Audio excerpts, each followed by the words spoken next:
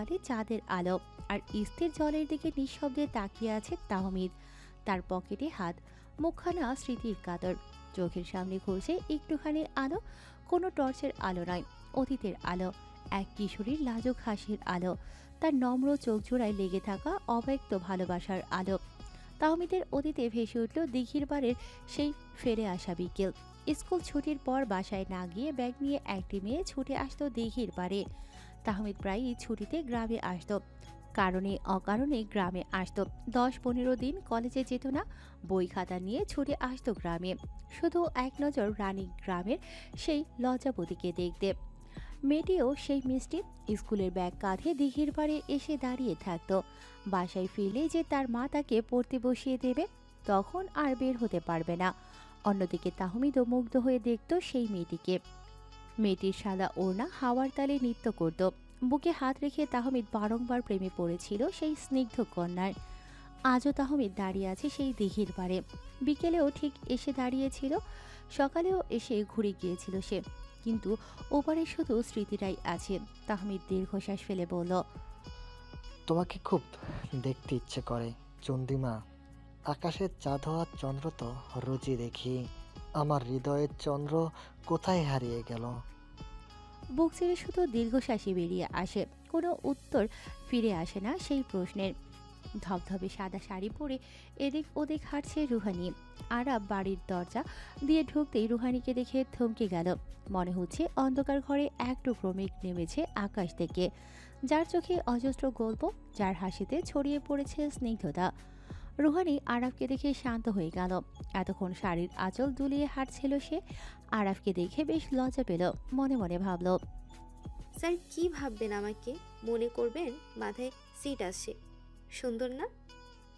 Rouhani ধীর পায়ে হেঁটে আরাফের সামনে এসে দাঁড়ালো।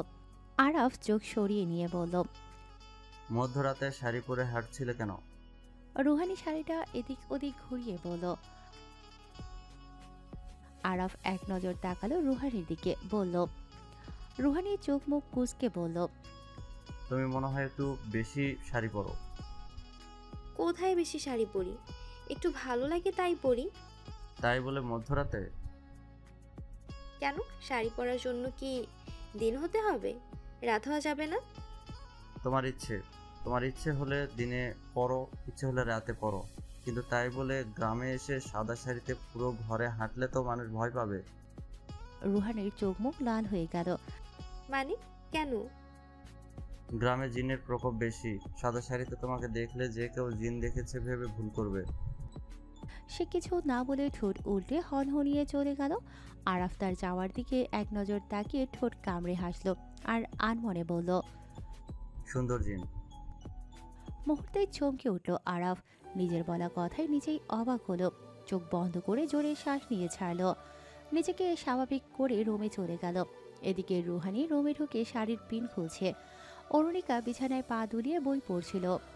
রুহানিকে রাগে গজগজ করতে দেখে সে বলল, শাড়ি পরার ভূত ছুটে গেছে? রুহানির চোখ মুখ কুঁচকে অরুণিকার দিকে ফিরে বলল। কি বললি? আমি ভূত? অরুণিকা ভ্রু কুঁচকে বলল। তোকে ভূত বলিনি, বলেছি ভূত নেমেছে কিনা। রুহানি শাড়িটা খুলে জামা গায়ে দিতে দিতে বলল, আমি ভূত না, তোরা দুই ভাই বোন ভূত। মানে? মানে কি আবার? ওদিকে তোর আরব ব্রো আমাকে জিন বলেছে, লোকে আমাকে দেখলে নাকি জিন ভাববে, আর এদিকে তুই আমাকে ভূত বলছিস। তোরা হচ্ছিস আসল জিন। অরুণিকা শব্দ করে হাসল। বই বন্ধ করে রুহানের হাত ধরে বলল, আরে আমি তো মজা করে বলেছি। আরাফও হয়তো মজা করে বলেছে। আমার ভাইটাকে একটু মজাও করতে পারবে না? সারা দিন কি মুখ ফুলিয়ে বসে থাকবে? মজা করেছে, কচু মজা করেছে। মুখটা তখনও কুমড়োর মতো ফুলেছিল।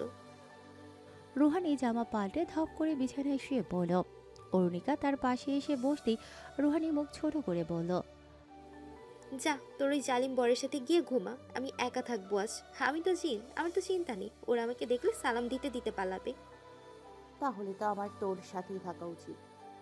জিনদের রানী আমার পাশে থাকলে ওরা আমাকেও সালাম দিতে বাধ্য। ওদের একটু জানিয়ে দিস আমি তোর মানুষ বোন।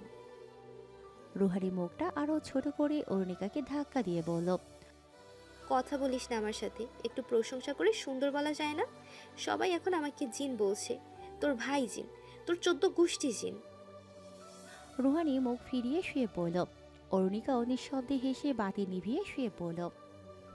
রবির কিরণ ঠিকরে পড়ছে দিঘির স্বচ্ছ জলে। মৃদু সমীরণের ধাক্কায় জলে দোলা লাগছে আর সৃষ্টি হচ্ছে চমৎকার আলো ছায়া।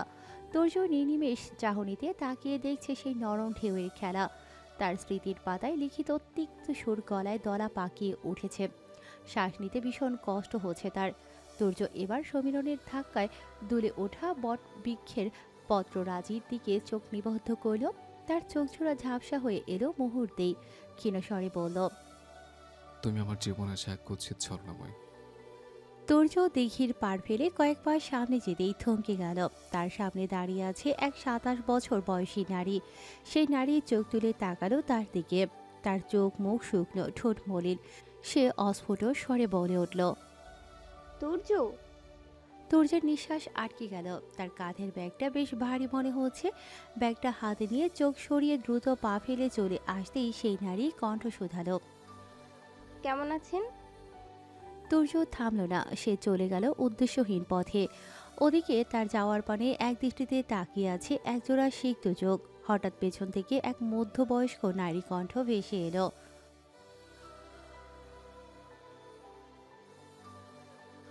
উপমার হেলদোল নেই। সে এখনও তুর্যের যাওয়ার পানে তাকিয়ে আছে। হঠাৎ 6.5 বছরের একটি মেয়ে এসে তার কোমর জড়িয়ে ধরল। উপমা বাচ্চাটির স্পর্শে তার দিকে তাকিয়ে শুকনো হেসে বলল, তোর না মা আমার, কাল রাতে কান্না করেছিলে কেন তুমি? কেউ তোমাকে কিছু বলেছে? এতবার তোমাকে জিজ্ঞেস করলাম, কিছু বললে না? 6 বছরের তুনা অভিমানী কণ্ঠে বলল, মা, চলো না বাসায় ফিরে যাই। আমার এখানে ভালো লাগে না, সবাই আমাকে পচা বলে। কে বলেছে তোমাকে পচা? আমাকে বলো, আমি তাকে শাস্তি দেব। সবাই বলে, নানুও বলে। উপমা চোখ তুলে সামনে দাঁড়িয়ে থাকা সেই মধ্যবয়স্ক নারীর দিকে তাকালো। ভদ্রমহিলা সম্পর্কে উপমার দূর সম্পর্কের চাচি হন। নাম খদিজা বেগম। তিনি ফ্যাসফ্যাসে গলায় বললেন। উপমা ক্ষীণ কণ্ঠে বলল, তোর নাকি কিছু বলবেন না? আমার মেয়ে মিথ্যা কথা বলে না। উপমা হাঁটু ভাঁজ করে তুর্নার সামনে বসে বলল। দেখি মা, বলো কি হয়েছে? তুর্না পেছন ফিরে খদিজা বেগমের দিকে তাকালো। খদিজা হনহনিয়ে চলে গেলেন। তুর্না উপমার দিকে ফিরে বলল, মা, বাবা কোথায়? সবাই বলে আমি পচা মেয়ে, তুমিও পচা মেয়ে, তাই আমার বাবা নেই। তুর্নার চোখ ভিজে উঠল। উপমা শূন্য দৃষ্টিতে মেয়ের দিকে তাকিয়ে রইল। তার কাছে মেয়ের প্রশ্নের কোনো উত্তর নেই। মেয়েকে বাবার পরিচয় দেওয়ার ক্ষমতাও নেই তার। উপমা মেয়ের হাতে চুমু খেয়ে বলল, আমারও বাবা নেই, মা নেই, ওরা আল্লাহর কাছে চলে গেছে। ঠিক তেমনি তোমারও বাবা নেই। এখানে পচা হওয়ার কি আছে? আর মন খারাপ করো না মা, তোমার স্কুল ছুটি ছিল, মায়েরও একটা কাজ ছিল, তাই মা এখানে এসেছি। আজই চলে যাব আমরা, ঠিক আছে? তুর্না মাথা নাড়ল। মেয়ের কপালে চুমু খেয়ে উপমা মনে মনে বলল, কেন এভাবে ঠকালে আমাকে তুর্য? তোমাকে বিয়ে করেও আমি সমাজের চোখে আজও কুমারী রয়ে গেলাম। তোমার বৈধ সন্তান জন্ম দিয়েও আমি জারদ সন্তানের মা হলাম। তুর্য বাস স্টেশনে এসে বসল। উপমাকে দেখে বুক কেঁপে উঠেছিল তার। এখনও নিজেকে স্বাভাবিক করতে পারেনি সে। চোখের সামনে বারংবার ভেসে আসছিল সে ভয়ঙ্কর দৃশ্যটি। হাত মুঠো করে বসে আছে তুর্য। তখনই কানে ভেসে এলো একজোড়া কপত কপতির হাস্যোজ্জ্বল কথোপকথন। এই, তুমি আমাকে এখনো একটাও ফুল দিলে না কেন?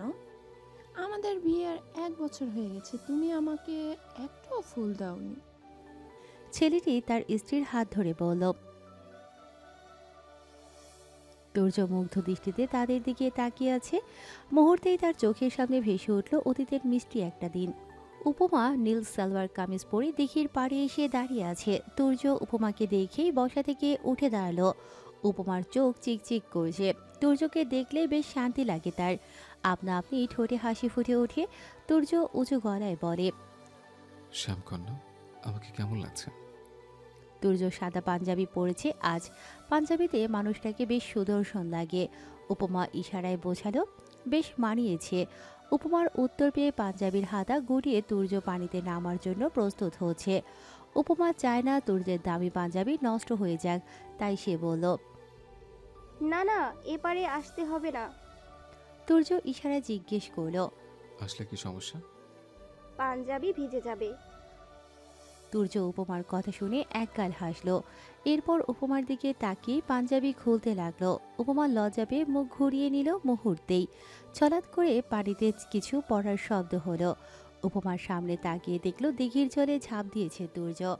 ঢেউ ছুঁয়ে দিচ্ছে তুর্যের উজ্জ্বল কায়া। মিনিট খানিকের মধ্যেই সাঁতরে পার হয়ে গেল তুর্য। উপমা হাত এগিয়ে দিতেই তুর্য শক্ত করে জড়িয়ে ধরল উপমার হাত। সেই হাত ধরেই উঠে এলো ডাঙায়। দুজনের চোখাচোখি হলো। মুহূর্তেই স্থির হয়ে গেল দুটি মানব আত্মা। উপমা কাপা কণ্ঠে বলল, পাজামা তো ভিজে গেছে, এভাবে কেন আসতে হলো এপারে? তোমার প্রেম সাগরে যেখানে আমি তলিয়ে যাচ্ছি, একটুখানি ভিজে যেতে আমার আফসোস নেই। এতক্ষণ উপমা খেয়াল করেনি, কিন্তু এবার সে লক্ষ্য করল তুর্যের হাতে পদ্মফুল। উপমা উৎসুক কণ্ঠে বলল, কি সুন্দর। একদম তোমার মতো, তাই না? উপমা ভ্রু কুঁচকে বলল, মিথ্যে কথা, আমার মতো কেন হবে? আমি তো অত সুন্দর না। কে বলেছে সুন্দর না? তুমি আমার শ্যামকন্যা, অনেক চমৎকার তোমার মুখখানা, পদ্ম ফুলে যেখানে হার মানতে বাধ্য। তুর্য ভেজা হাতে উপমার গাল ছুঁয়ে দিল। উপমা চোখ বন্ধ করে অনুভব করল সেই স্পর্শ। মনের প্রশান্তি ঠোঁটে ফুটে উঠল। তুর্য সেই প্রশান্তির হাসি দেখে বলল, ভালোবাসি শ্যামকন্যা, তোমার জন্য চাঁদ তারা নামিয়ে দেওয়ার ক্ষমতা নেই আমার, কিন্তু নাম না যেন অজস্র ফুল তোমার পায়ের কাছে এনে রাখবো। সে ফুল দেখে তুমি বুঝবে আমার শ্যামকন্যা সে ফুলের ঊর্ধ্বে। ফুলগুলো হিংসে করবে তোমাকে, আর সে হিংসের উত্তাপে আমাদের প্রেম উষ্ণতা ছড়াবে। বাসের হর্নে বাস্তবে ফিরে এলো তুর্য। বাসে উঠে বসল সে। মিনিট খানিকের মধ্যে বাস স্টেশন ছাড়ল। তুর্য জানালার বাইরে তাকিয়ে বলল, জীবনে যদি কোনো ভালো কাজ করে থাকে, সে ভালো কাজের ফলস্বরূপ আমার একটাই চাওয়া থাকবে, সে কুচ্ছিত ছড়ানোময় যেন আমার দৃষ্টির সীমানার ধারেও না আসে। আমি আজও কাউকে জানাতে পারিনি সে কুচ্ছিত মেয়েটা আমাকে কিভাবে ঠকিয়েছিল।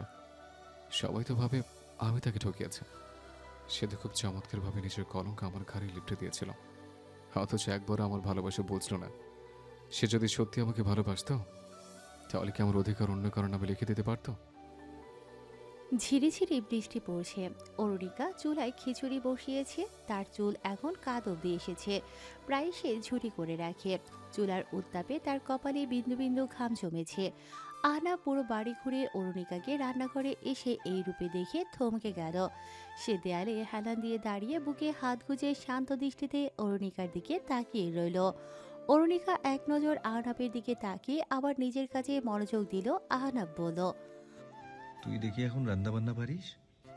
অরুণিকা ক্ষীণ হেসে বলল, ভালো হয়েছে না? 5 বছর আগে রাঁধতে পারি না বলে 1 সপ্তাহ ক্ষুধার জ্বালায় অস্থির ছিলাম। আল্লাহ কি দিন দেখিয়েছিল। অরুণিকার কথা শুনে মুহূর্তেই আহনাবের মুখে আধার ছেয়ে গেল। সে ক্ষীণ কণ্ঠে বলল, সরি অরু, আমার জন্য তুই অনেক কষ্ট করেছিস। অরুণিকা প্রত্যুত্তরে কিছু বলল না। আহনাব শুকনো মুখে তাকিয়ে আছে তার দিকে। তার গাল লাল হয়ে আছে। আহনাব তার পাশে এসে দাঁড়িয়ে হুট করে চুমু খেলো তার গালে। অরুণিকা চমকে তাকালো আহনাবের দিকে। আহনাব তার গালে আঙুল ছুঁয়ে দিয়ে বলল, তোকে ভীষণ সুন্দর লাগছে। আহনাব ফোন বের করে অরুণিকার বিস্ময় ভরা মুখখানা ক্যামেরা বন্দি করল। এরপর অরুণিকাকে সেই ছবি হোয়াটসঅ্যাপে পাঠিয়ে দিয়ে বলল, এই ছবি ছাড়িস তো আজকে? অরুণিকা ভ্রু কুঁচকে বলল, আমি ছবি ছাড়বো কি ছাড়বো না এটা তুমি বলার কি? আপলোড দেওয়ার মতো ছবি, তাই বললাম। অরুণিকার দৃষ্টি সূক্ষ্ম হলো। আহনাব স্মিত হেসে বলল, আমার ক্ষমতা থাকলে তোকে নিয়ে 2 লাইন লিখতাম, কিন্তু আমার লেখার হাত ভালো না, আমি পড়াই ভালো। অরুণিকা চোখ সরিয়ে আবার কাজে মনোযোগ দিল। আহনাব অরুণিকাকে নিরুত্তর দেখে বেশ দুঃখ পেল। অরুণিকার মনোযোগ পাওয়ার লোভে সে বলল, রান্না তো হয়েই গেল, আমাকে খাওয়াবি না? অরুণিকা খিচুড়ি বাটিতে নিয়ে বাঁকা হাসল। এরপর আহনাফের দিকে তাকিয়ে বলল, টেবিলে গিয়ে বসো, আমি নিয়ে আসছি। আহনাফ উৎসাহ নিয়ে ডাইনিং রুমে এসে বসল। অরুণিকা আহনাফের জন্য নেওয়া খিচুড়িতে লবণ মরিচ মিশিয়ে ভালোভাবে নেড়ে চেড়ে তার সামনে এনে রাখলো। আহনাফ অরুণিকার দিকে তাকিয়ে বলল, তোর হাতে প্রথম কিছু খাচ্ছি, খুব এক্সাইটেড আমি। হ্যাঁ, খাও খাও, তোমার জিভে আজীবন লেগে থাকবে এই স্বাদ। এক চামচ মুখে নিতেই আহনাফের মুখটা শুকিয়ে গেল। অরুণিকা আহনাফের পাশে বসে বলল, ওয়েস্ট করা যাবে না, একটুখানি খাবারের মূল্য অনেক বেশি। 5 বছর আগে এই এক বাটি খিচুড়ির দাম হীরার চেয়েও বেশি ছিল। আহনাফ এক চামচ খেয়ে পানির জগ হাতে নিতেই অরুণিকা তা সরিয়ে নিয়ে বলল, পানি খুব সহজেই পাওয়া যায়, কিন্তু খাবার সহজে পাওয়া যায় না। আমি চাই দামি জিনিসের মূল্যটা তুমি বোঝো। তুমি তোমার কৃতকর্মের জন্য খুব সরি, তাই তো? তাহলে প্রমাণ করো। আহনাফ কাপা গলায় বলল, কিভাবে করব? খিচুড়িটা খাবে ব্যাস। আহনাফ অরুণিকার দিকে তাকিয়ে দ্বিতীয় চামচ মুখে নিল। এভাবে তৃতীয় চতুর্থ পঞ্চম চামচ শেষ করতেই চোখে জল ছলছল করে উঠল তার। অরুণিকা চামচ হাত থেকে নিয়ে বলল, হাত দিয়ে খাও, আরো মজা পাবে। আহনাফের বাটি ভর্তি করে দিল অরুণিকা, সাথে মরিচ মিশিয়ে দিল ইচ্ছে মতো। আহনাফ স্থির দৃষ্টিতে তাকিয়ে আছে বাটির দিকে। অরুণিকা তাগাদা দিয়ে বলল, খাও। আহনাফ হাত দিয়ে মেখে মেখে সেই খিচুড়ি খাচ্ছে। এখন হাতও জ্বালা করছে তার, ঠোঁট লাল হয়ে গেছে। পানির জগের দিকে তাকিয়ে আহনাফ বলল, একটু পানি দিবি? অরুণিকা চোখ বন্ধ করে প্রশান্তির হাসি হেসে বলল, একটু খাবার হবে? এই ব্যাগটা কত দামি ছিল তখন, আর তোমার কাছে এখন পানিটা দামি হয়ে গেছে। দেখেছো কখন কিসের মূল্য বেড়ে যায় বলা যায় না। সেদিন ভাতের মূল্য বেশি ছিল, আজ পানির মূল্য বেশি। তুমি আমাকে ভাতে মেরেছো, আমি তোমাকে পানিতে মারলাম। প্লিজ মৃত্যুর স্বাদটা ঠিকভাবে নাও, নয়তো আমার যন্ত্রণা একটু অনুভব করবে না। খালি পেটে এভাবে হাইড্রোক্লোরিক অ্যাসিড আমার পাকস্থলিতে টুপটুপ করে পড়েছিল, মুখটা জ্বালা করতো আমার। তোমাকে কৃত্রিম উপায়ে জ্বালাতে চাচ্ছি, একটু জ্বলো, আমিও দেখি যন্ত্রণা সহ্য করার ক্ষমতা তোমার কতটুকু। এরপরেই তো বুঝবো আমরা সংসার করার জন্য কমফোর্টেবল কিনা। আহনাফ ধীরে ধীরে বাটির খিচুড়ি খাওয়া শেষ করলো। চোখ মুখ লাল হয়ে গেছে তার, শার্টের হাতায় একটু পরপর নাক ডলছে সে। ধীর পায়ে হেঁটে হাত ধুয়ে মুখে পানির ছিটে দিল আহনাফ। বেসিনে 2 হাত রেখে জোরে জোরে শ্বাস নিতে লাগলো। অরুণিকা তার পাশে হেলান দিয়ে দাঁড়িয়ে বলল, ভালোই অ্যাডভেঞ্চার হয়েছে, তাই না? আহনাফ শূন্য দৃষ্টিতে তাকিয়ে রইল অরুণিকার দিকে। এরপর নীরবে চলে গেল। অরুণিকা তার যাওয়ার দিকে তাকিয়ে জোর গলায় বলল, পানি খেলে তো হেরে গেলে। আহনাফ রুমে ঢুকে দরজা বন্ধ করে বিছানায় শুয়ে পড়ল চিত হয়ে। ফ্যানের দিকে এক দৃষ্টিতে তাকিয়ে রইল কিছুক্ষণ। এরপর হুট করে বিছানা ছেড়ে উঠে হন্যে হয়ে ব্যাগে কিছু একটা খুঁজতে লাগলো। অনেকক্ষণ খোঁজার পর কিছু না পেয়ে দেয়ালে হেলান দিয়ে মেঝেতে বসে পড়ল সে। অস্থির লাগছে তার। দ্রুত শার্ট খুলে মেঝেতে ছুঁড়ে মারল। এবারও স্বস্তি পাচ্ছে না। ইচ্ছে করছে জিনিসপত্র যা আছে ভেঙে নিজের ভেতরের যন্ত্রণা প্রশমিত করতে, কিন্তু তাও পারছে না আহনাফ। ফ্যান পূর্ণ গতিতে ঘুরছে, তবুও ঘামছে সে। শেষমেশ নিজেকে আটকে রাখতে পারল না আহনাফ। ওয়াশরুমে ঢুকে দরজা বন্ধ করে আয়নার সামনে এসে দাঁড়ালো। নিজেকে নিজেই চিনতে পারছে না সে। চোখ মুখ কেমন লাল হয়ে আছে, চোখে জল, অথচ গড়িয়ে পড়ার সাহস পাচ্ছে না। আহনাফ কাপা কণ্ঠে বলল, তুই এত অভিমানী কেন ওরু? তোকে কিভাবে বোঝাবো আমি সত্যি তোকে অনেক ভালোবাসি? তোর চোখে আমার প্রতি রুক্ষতা সহ্য করতে পারছি না আমি। আমার কষ্ট হচ্ছে ওরু, ভীষণ কষ্ট হচ্ছে। আমার এত ক্ষমতা নেই, তোর মতো কষ্ট ধারণ করার ক্ষমতা আল্লাহ আমাকে দেয়নি। আহনাফ চিৎকার করতে পারছে না, কারণ দেয়ালের ওপারে মানুষ। সে নুইয়ে পড়তে পারছে না, কারণ সে একজন পুরুষ। কিন্তু তার হৃদয়ের হাহাকার বিনা অনুমতিতেই এবার অশ্রু হয়ে গড়িয়ে পড়ল।